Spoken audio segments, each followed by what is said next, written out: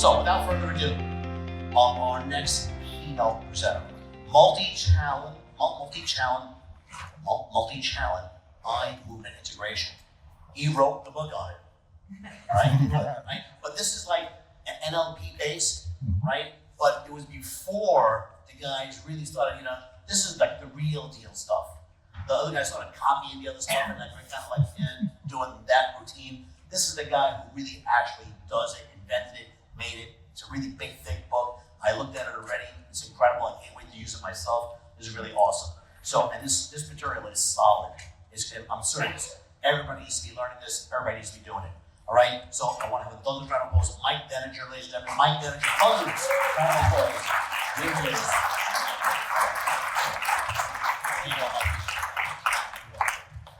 Thank you, Rich. Thank you very much. So first, I have a confession. I'm a little nervous, okay? I have performance anxiety. I'm sure some of you know what that's like, right? So I'm gonna need your help. I need your help because I learned something yesterday when I went to Kaz's session, right? And she did this thing with the arms, but I think I remember how to do it, but you're gonna have to help me. Okay, so I'll start it out. You can stand up if you wanna do that, but I'm a little awkward. Please, just give me some of your energy because I wanna get rid of this performance anxiety, okay? So it's kind of goes like, put your hands up in the air like you don't care. Put your hands up in the air like you don't care. Put your hands up in the air like you don't care. Put your hands up in the air like you don't care. Put your hands up in the air like you don't care. Ooh.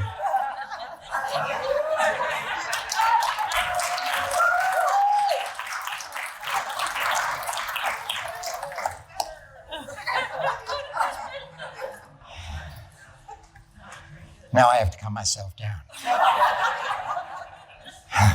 Here we go. 1, 2, 3. So, hi. I'm Mike Denninger, and Rich was correct. I did write that book. It was not something I set out to do. A little bit about me. I was a university administrator for 20 years, successful. However, after about maybe 18 years, I lost interest in that. It wasn't really giving me what I wanted, but I hadn't told myself that yet. So I was also a good drinker, and that's how I put myself to sleep at night, because I hated the shit that I was doing during the day, and I came home and I thought, well, the only way to get me to sleep was to give me the sedative, Well, that fell apart eventually, obviously. So I stopped drinking. I came out of the closet. I quit my job. I went back to school. I got a master's degree in counseling. And a year later, I found out, really reconnected with sexual trauma that I had experienced when I was a young boy. Okay, so crash, boom. Out of that, though, I was actually in my master's degree when all of that happened. Out of that, I decided to leave the university, got early retirement, and went into private practice, where I specialized in trauma. One of the first things I did was I went to a hypnosis training academy in Silver Spring, Maryland. I was living in DC at the time. And I took every course I could get, about maybe 300 hours altogether, and eventually ended up with my NLP trainer certification, my hypnosis trainer certification, and eye movement integration certification. The first time I saw eye movement integration used, I was floored. I looked at it. I had every trauma method used on me that you can imagine. CBT, exposure therapy, everything. Hypnosis. Actually, hypnosis was the thing that helped me the most. But when I saw that, I thought, could this be true? I mean, I saw it, I believed the guy, he was my mentor, so I went out and I tried it with my own clients, and it did. It did.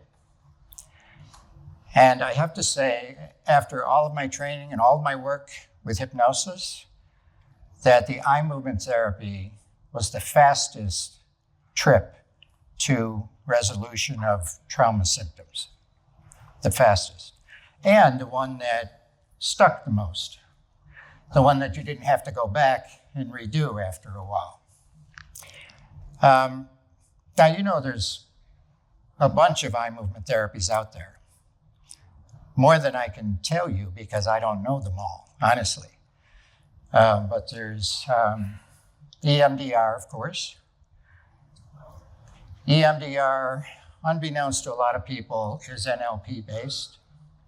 In my book, I write about that some. I'm doing a second edition now, and I'm going to delve even deeper into that and explain in a logical way with facts and figures why EMDR was NLP based, because that's not a discussion that has been completed. I won't say any more about that because I have feelings. But anyway, you get what I mean. There's accelerated resolution therapy. Lanny Rosenzweig took a detour from EMDR because she thought it was too restrictive, and I think it is. And she added some Gestalt techniques and some scripts and stuff like that. It's called ART or ART. It is faster than EMDR, and I think it makes more sense than EMDR. But there's no book about how to learn ART. It's all training based, and she'll sell you the scripts that she uses to how to do it. My desire was to bring out to everybody, let's say to the masses, it sounds lofty, right? But to people who actually can help people who have trauma and provide it to them without restriction. You know, when EMDR was introduced, people were not allowed to use it unless they had the EMDR training. Now, thank goodness, over the last 10 years, that's changed because there are a couple of lawsuits, and in mediation, the EMDR people kind of backed away, and there are now folks who are doing EMDR training with certification of their own, not from the EMDR group, and it's now it's much easier to get EMDR training. However, and here's the big however, with EMDR, there are bells and whistles in there that don't need to be there. My belief is that when Francine Shapiro developed EMDR, she was, of course, heavily criticized by the NLP people because she lifted several models from NLP when she created EMDR.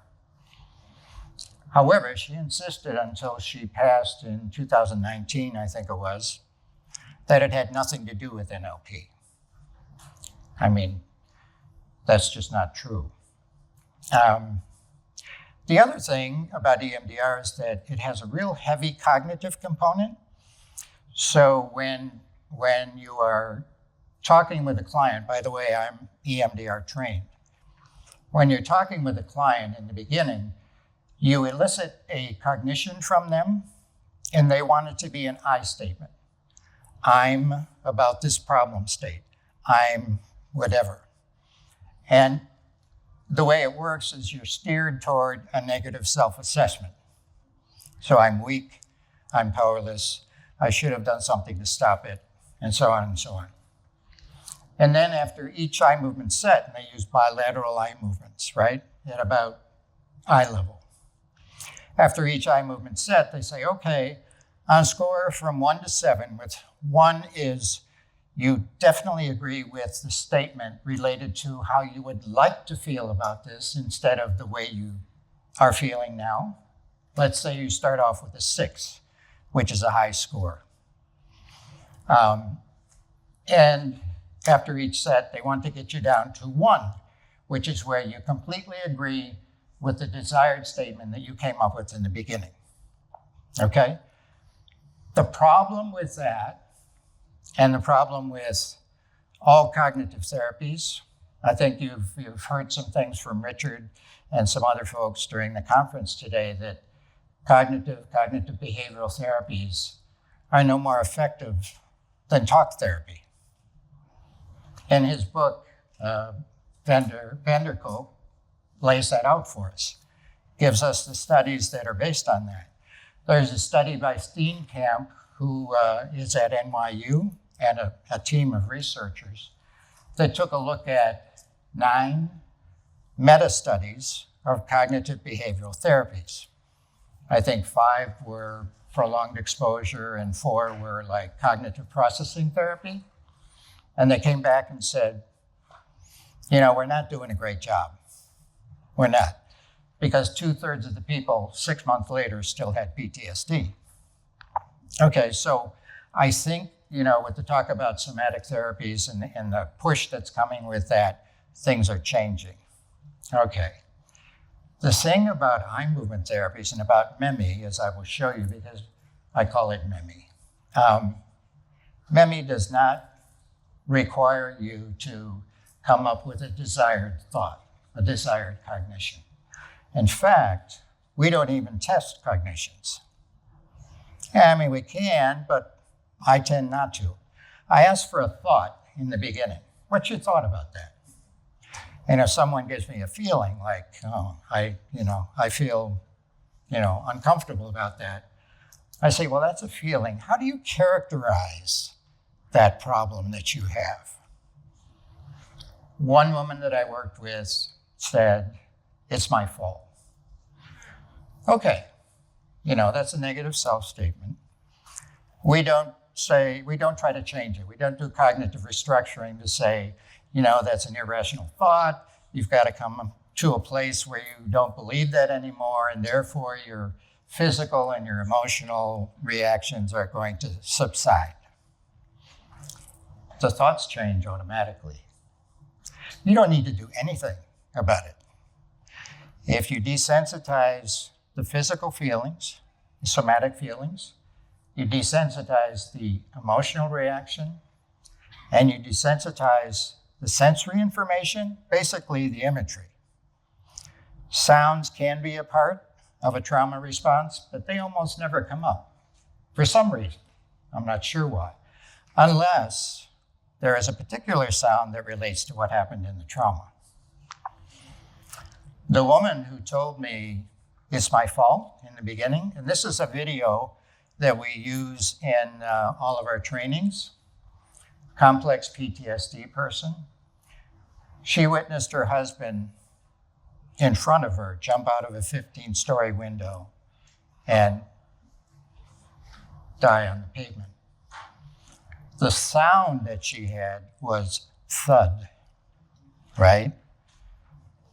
After 2 sets of the eye movements that we use 4 sets, basically. So there's not 15, 18, 20 sets like they would use in EMDR.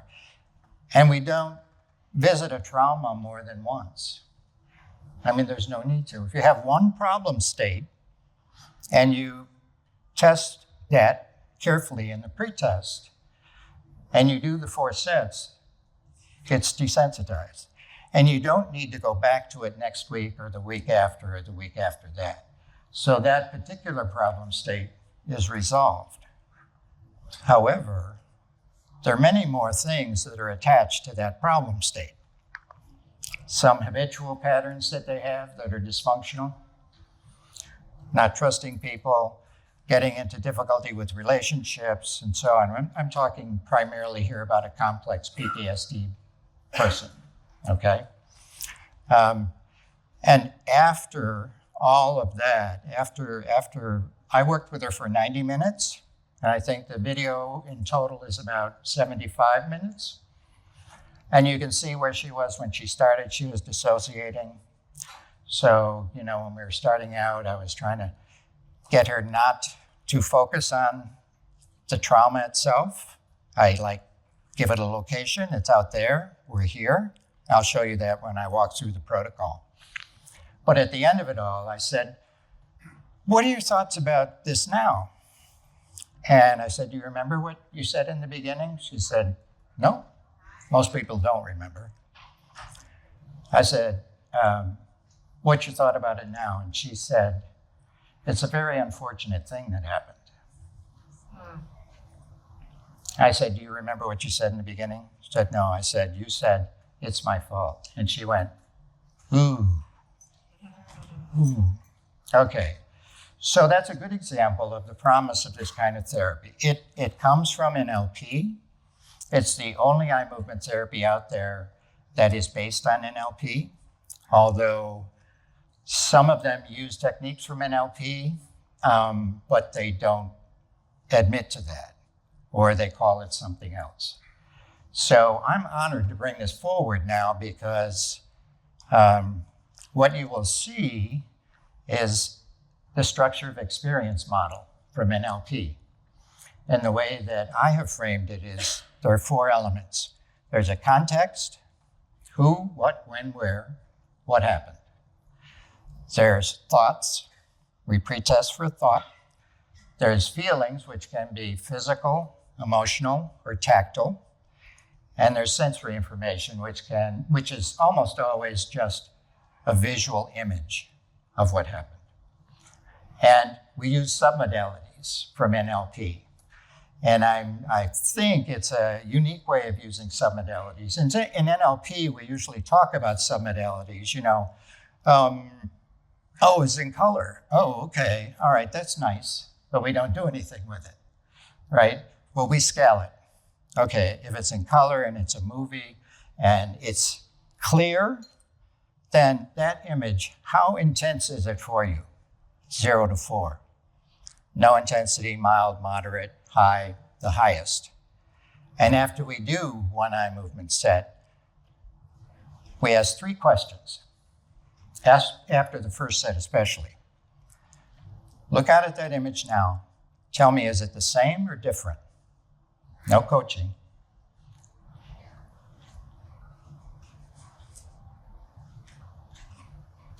So that's the kind of reaction you will get from somebody. So as the person who's leading the session, there is a change of some kind. They'll say it's different. Oh, act with surprise. Wow, it's different. How is it different? Well, the image, it's fuzzier. Okay, and it's farther away. Oh, and it's not a movie anymore. It's kind of like a bunch of photos. Okay. Does that make it better or worse? That's the third question. Does that make it better or worse? It's better. Great. What score would you give it now? You said it was a 4 in the beginning. It's now a 3. We're going in the right direction. Let's do another set. So that's the nuts and bolts of multi-channel eye movement integration. I am going to do a demonstration for you today, and I think we'll get right to that. How's that?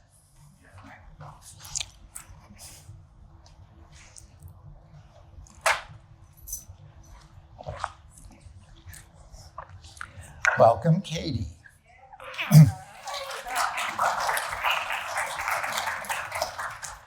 I do know Katie because we sat next to each other yesterday.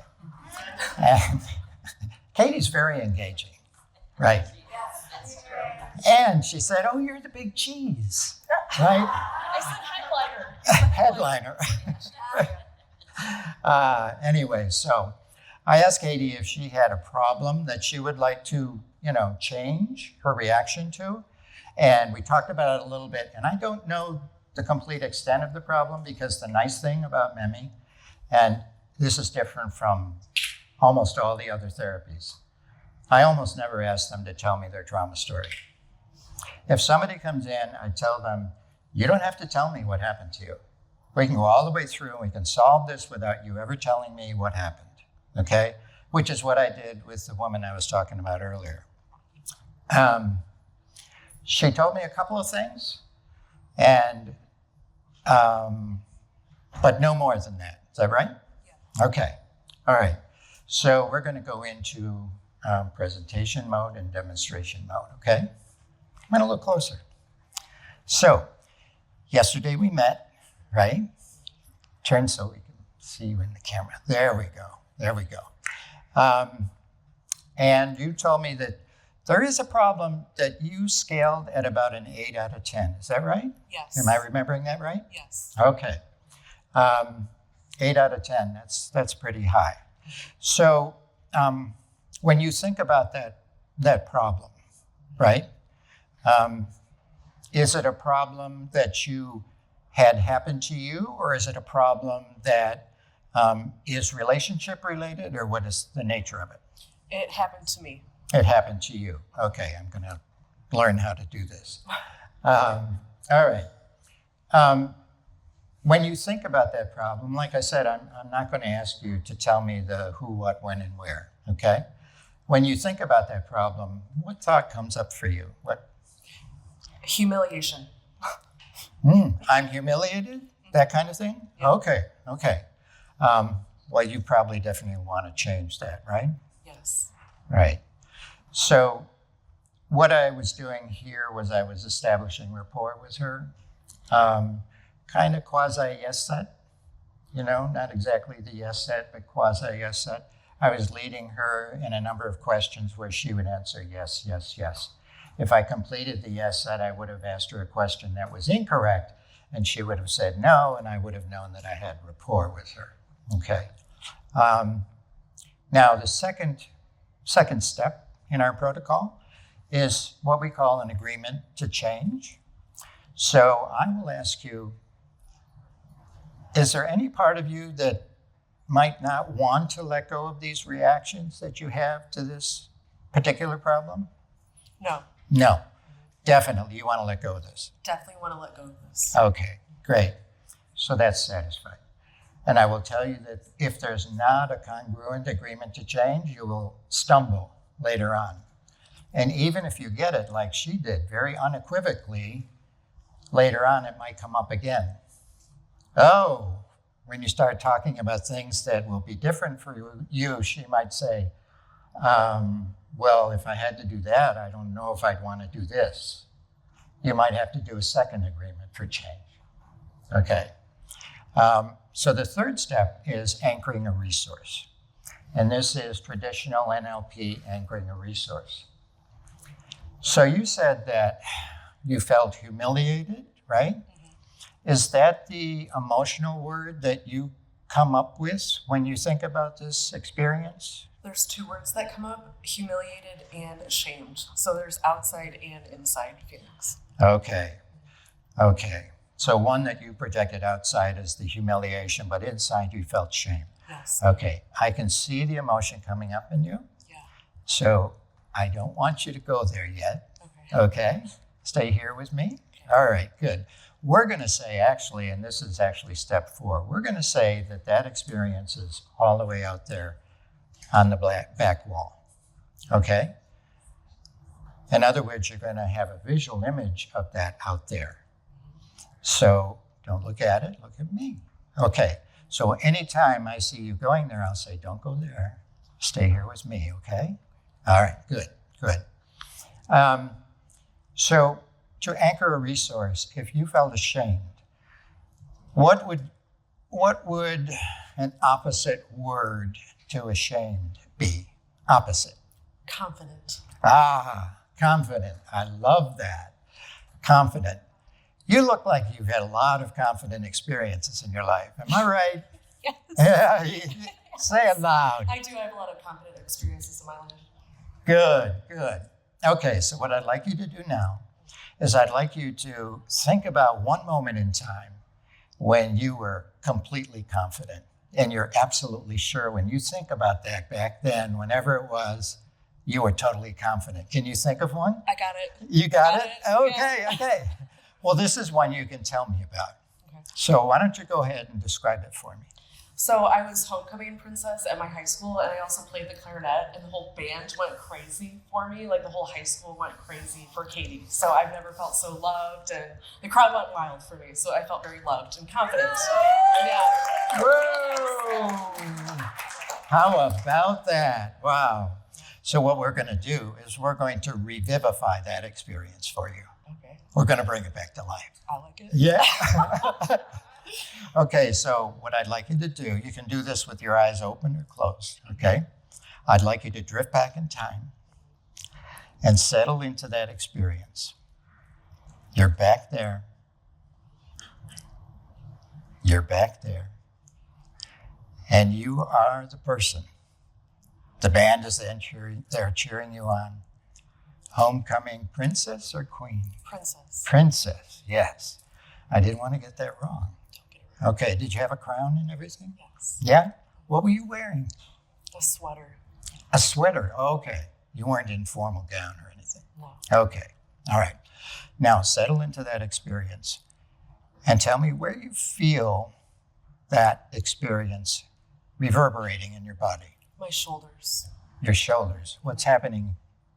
My shoulders feel like they're going back, and they're relaxed. Shoulders are relaxing. Okay, all right. And what I'd like you to do, tell me the nature of that sensation in your shoulders. Strength. Strength. Okay. Is there a physical feeling related to that? No tension. Just relaxed, calm. Okay. Relaxed and calm. Okay. Do you feel that way thinking about that memory anyplace else in your body? I feel warmth in my heart thinking about that memory.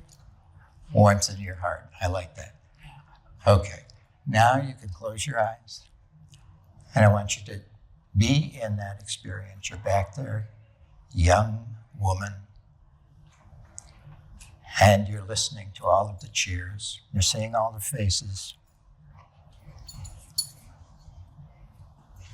We lost our mic.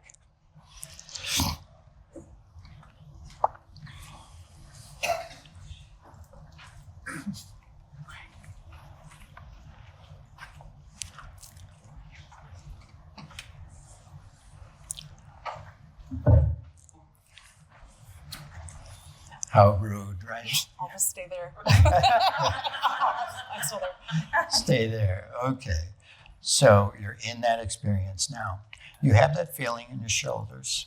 It's strength. It's relaxed.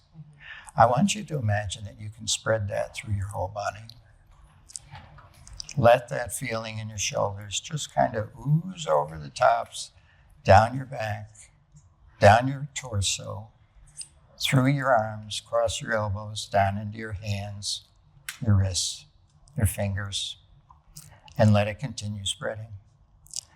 Down through your hips, your legs, your knees, your calves, your ankles, your toes.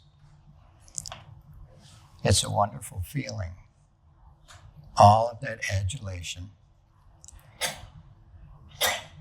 You're at the top. You're at the top. And what I want you to do is take that all the way till its fullest extent. Feel yourself completely relaxed in that feeling. That's right. Every nook and cranny, every neuron, every muscle, every cell. That's right. Good. Good. Good. Now, imagine that there's one word that can link that physical memory to you forever. What word would it be? Sturdy is coming up. Sturdy. Sturdy. Good. Close your eyes.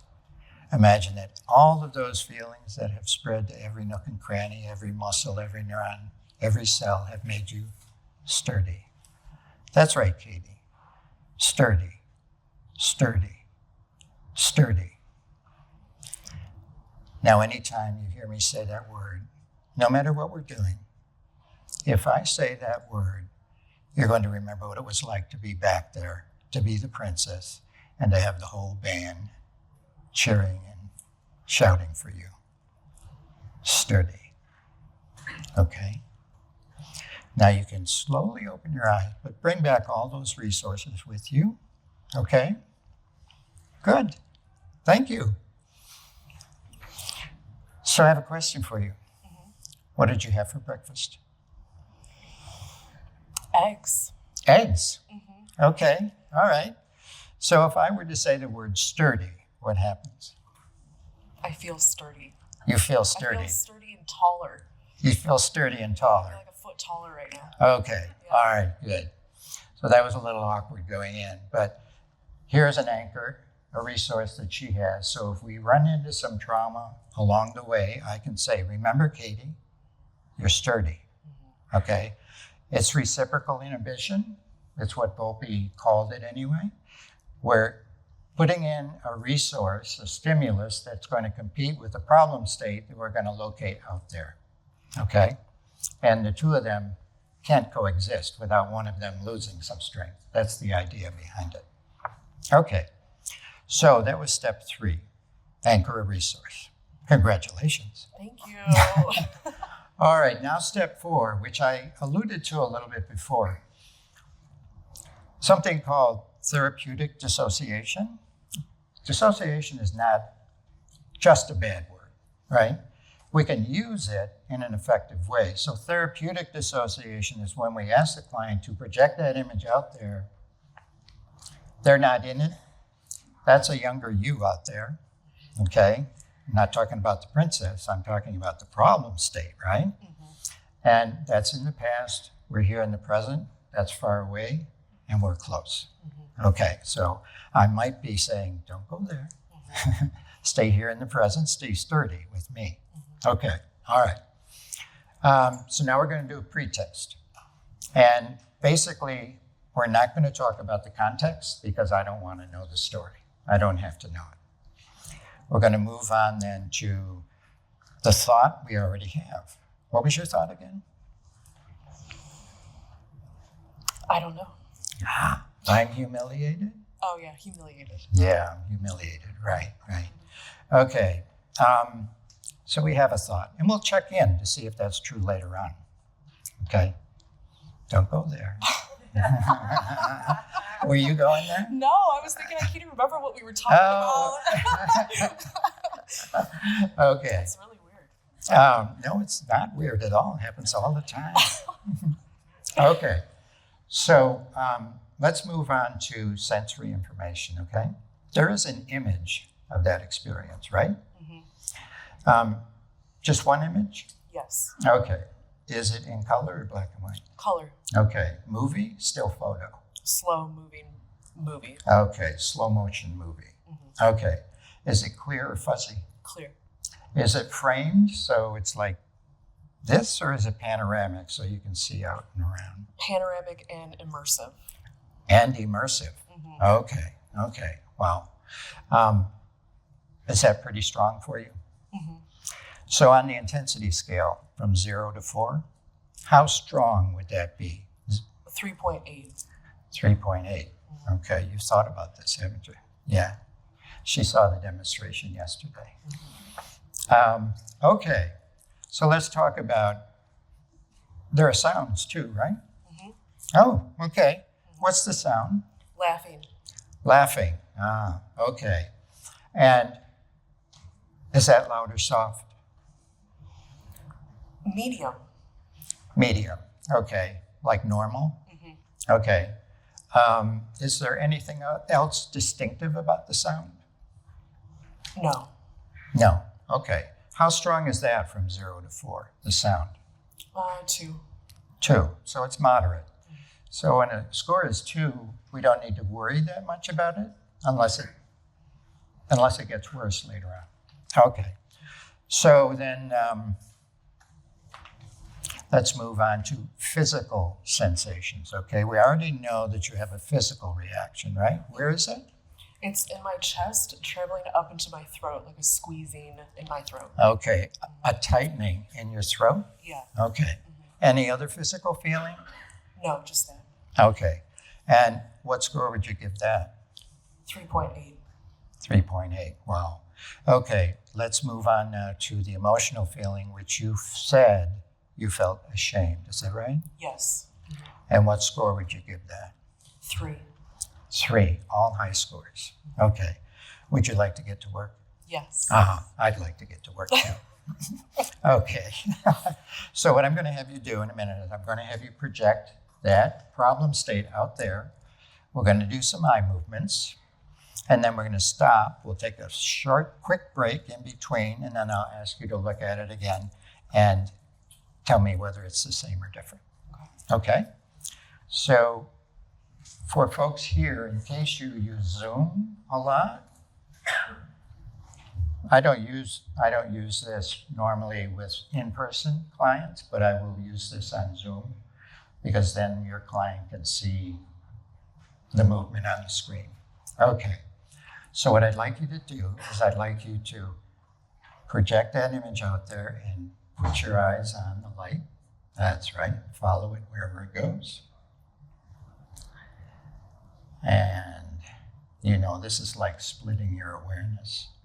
You can think about that problem state all the way across the room, but you're watching this light in the foreground. Okay.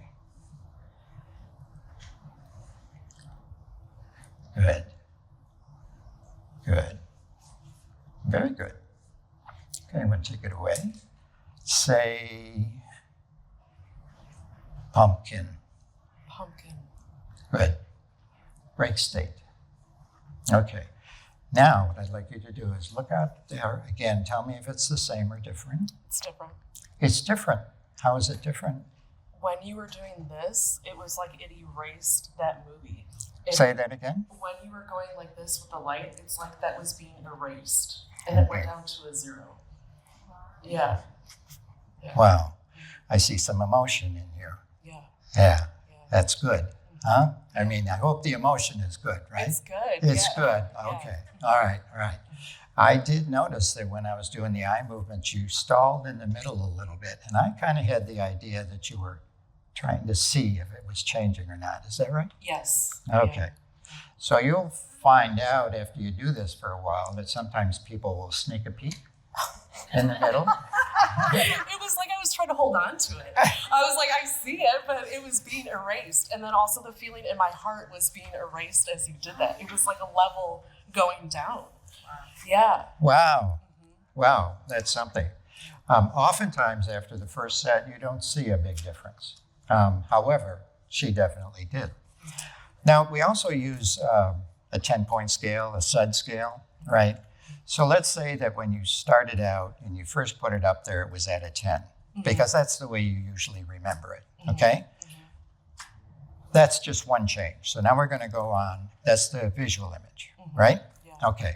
The sound was at a 2, so we're not going to worry about that right now. You said that something changed here. What changed? It was like a level like water going down in my heart. My heart feels neutral right now. Awesome. And is that better or worse? It's a lot better. And I was trying to retrieve the memory from my database, and I can't even bring it back up. Like, it's like not retrievable at this time. You can't remember it? I mean, you can remember it. You know something happened, right? But you can't what? The vividness of it is no longer there anymore. Okay. So the vividness relates to the imagery. Vivid imagery, right? Okay. And what about the feeling of ashamed? I don't feel any ashamed. You don't feel ashamed at all? No. No. Okay. I want to ask you, what's your thought about that experience now? It happened, and I judge myself based on what happened, but it feels external, like it feels more separate from me. Like this person did that and not Katie needed to feel responsible for something like that. Okay. So you've changed your whole way of interpreting that experience, right? Yes. Okay. Okay. So we've done just one set. I'm going to do a second set just so you see how it goes. There are 4 altogether. They get more and more complicated but especially for the most difficult trauma cases. Okay, and when you have a real serious trauma case, it can go like this until it finally collapses. Usually set 3 or set 4 is when that will happen. Okay, let's do set 2. So things have changed, right? But you're going to project that experience in the image out there as it is now. Okay? There's no image. There's nothing left. I'll do it. Say that. I said there's no image. I can't even pull it up again. It's just kind of like swirly. It's not even an image. All right. Well, maybe there's no need to go on. We should still do it just for demonstration. Thank you, Kate. I'll be a good sport. I'll do it. Here we go. Out there. Eye on finger. There you go. Now we're going to do some triangles. And the reason why I wanted to do this is to let people know that we also use metaphors, reframes, embedded commands. And some of the eye movement patterns, like sometimes we say, and let's reverse it. Meaning, let's reverse all those symptoms. Or we might say, you're not sure when, but you're looking forward to the time when your thoughts about this will change. Okay, so I did 2 things there. Reversing, and the reversing emotion is a metaphor for reversing symptoms, and sometimes I'll be more specific than in other times, depending on what the client presents. And I also gave an embedded command about the self-talk that she has. You know, the thought, the self-narrative that she has about that. When I say, you may find that embedded command, your thoughts about this will change. Okay? And the reason for that is in the eye movement model, this is where self-talk is. Okay? The eye movement model is not perfect, but I can tell you from my experience that eye movements work, number 1. And 2, eye movements are organized and systematic. They are not random. We have some research that says that. And the research that supports that was done by people who were criticizing the eye movement model. They said, you know, and my belief is that some people go up to the left when they're recalling visual images. Some people will go up to the right, and Dilts and Bandler and folks in the NLP field thought that maybe because you're left-handed, so maybe 50% of the time, if you see somebody who has them reversed, and you ask them, are you left-handed? They'll say, yeah. The other 50%, they'll say no. So I think the organization of the eye movements is helpful, but the most important thing is to know that for that person, this is how their eye movements are organized. Okay? So if you see them recalling visual past information up to the right, then that's the way that their eye movements are organized. Okay? However, behind all of this in NLP, these are all pattern interruptions. They're simple pattern interruptions.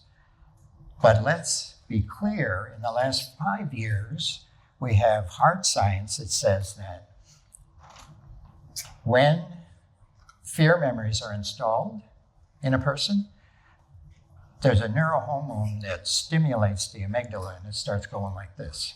It oscillates. And they've seen this with fMRI. They've also seen it with ultrasound technology. And when you do simple eye movements, after you've installed a fear memory, like if I were to shout, I did this yesterday and I scared the group. I went, ah! Now you have a fear memory and your amygdala is going like this, right? Just doing simple eye movements will calm the amygdala. Okay. Then they did research on mice and they did it on college students and they found out that that's true. If you have divided consciousness, you have a fear memory installed in somebody and you just do bilateral eye movements, that's the only test they did. That will calm the amygdala. That will also calm the symptoms. And the more the amygdala is calmed, the lesser severe the symptoms will be. Okay, hard science. So I think we're onto something. We have one more thing to do though. So this is called future rehearsal. Oh, see, I'm wondering, this was a very young memory, and I'm wondering how it's going to collapse future events, because I'll just tell you, I was 4 years old at the time, and I'm like, what other memories is this touching? So I think that's what's next. Okay, all right. So we have desensitized it today. And I'm confident that we have recreated the memory for you. It's like, in computer terms, it's like we installed a patch in the program, and we're skipping over the old problem, and now we've got a new version that she's always going to remember going forward. She'll always remember it the way she's remembering it now. So the future rehearsal is designed to test the durability of what we did in the future. So there may come a time in the next week, 2 weeks, month, or maybe at a family gathering or something like that, when you'd be reminded of this experience. Am I hitting something? Thanksgiving's coming up. Okay, so put yourself in that time and tell me what you think it will be like. Sturdy. Sturdy. I've gotten the message that we have less than 1 minute, so I'm going to wrap up now. Thank you, Katie. You're welcome.